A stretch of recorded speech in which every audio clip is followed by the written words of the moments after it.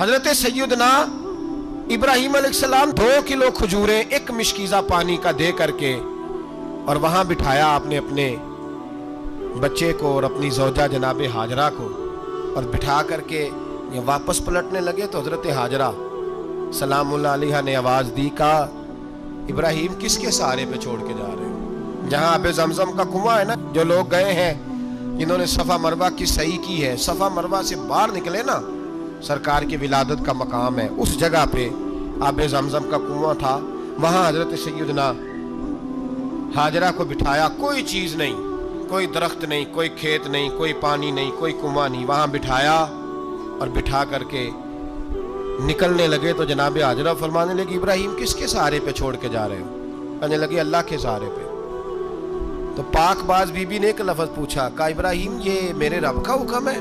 یہ میرے بس جن کا عقیدہ توحید مضبوط ہو ان کے لیے ایک جملہ کافی ہوتا ہے، یہ میرے اللہ کا حکم ہے؟ تو جناب ابراہیم علیہ السلام فرمانے لگے ہاجرہ ہاں رب کا حکم ہے۔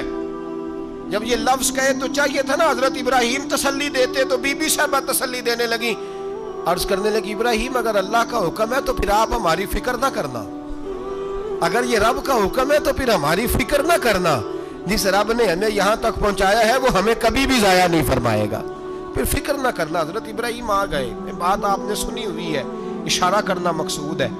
13 سال میں چلے مان بھی لیا جائے بعض روایات کی روشنی میں کہ آتے جاتے بھی رہے، لیکن مکمل دیکھ بھال اپنے بچے کی پرورش میں پورا حضرت ابراہیم علیہ السلام کا کردار، سارا کردار ماں کا تھا۔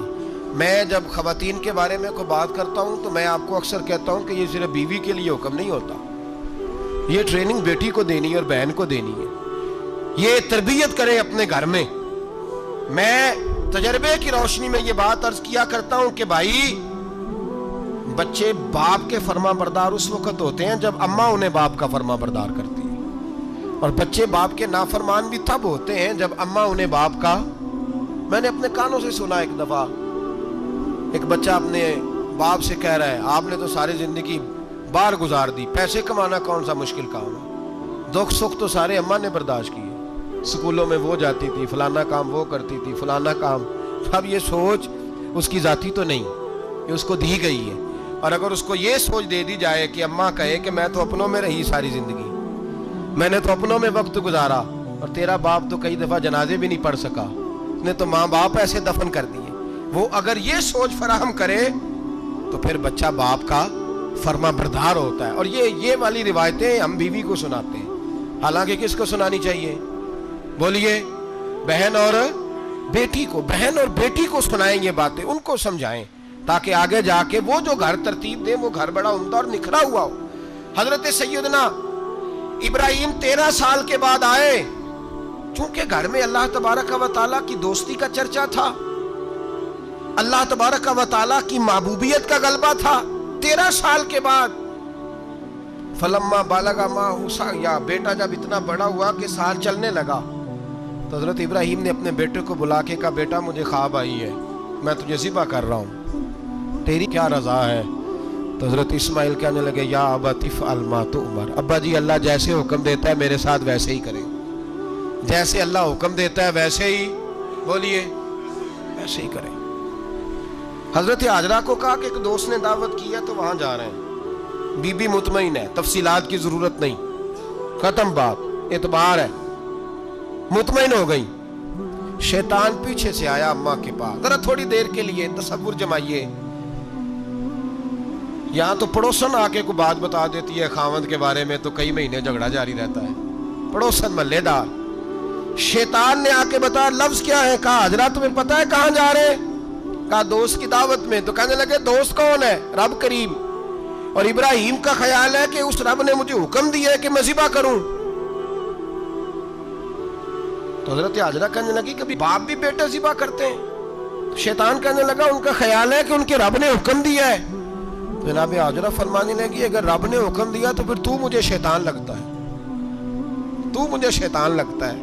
کہا کیا مطلب؟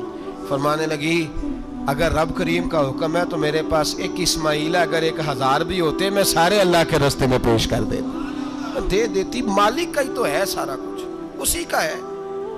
اس میں لیت اللہ کی کیا گنجائش؟ حضرت سیدنا ابراہیم علیہ السلام نے بیٹے کے حلق پہ چھری رکھ بھی دی اور چھری چلا بھی دی، رکھ بھی دی، اور وہ تو اللہ کریم نے فرمایا یا ابراہیم قد صدقت الرؤیا، ابراہیم تو نے خواب سچا کر دکھایا، وہ قیامت تک تیرا نام رہے گا۔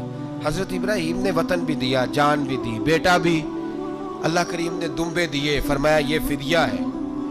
اب یہ قربانی قیامت تک حضرت ابراہیم کے طریقے کے مطابق جاری ہے۔ حضرت ابراہیم بہت بڑے مہمان نواز تھے، بہت بڑے۔ آپ جب مصر میں قیام تھا تو بڑے بڑے لمبے چوڑے لنگر پکتے تھے، لوگ آیا جایا کرتے تھے، بڑا تفصیل کے ساتھ کھانا ہوتا تھا۔ مہمان نوازی آپ کی خاص صفت مبارکہ ہے۔ ہمارے ہاں بھی مہمان نوازی ہوتی ہے امیروں کی، بلکہ اب تو مہمان نوازی اس طرح کی ہے کہ کل تیری میرے پاس دعوت ہے اور پرسوں میری تیرے پاس ہے۔ وہی امیروں میں وہ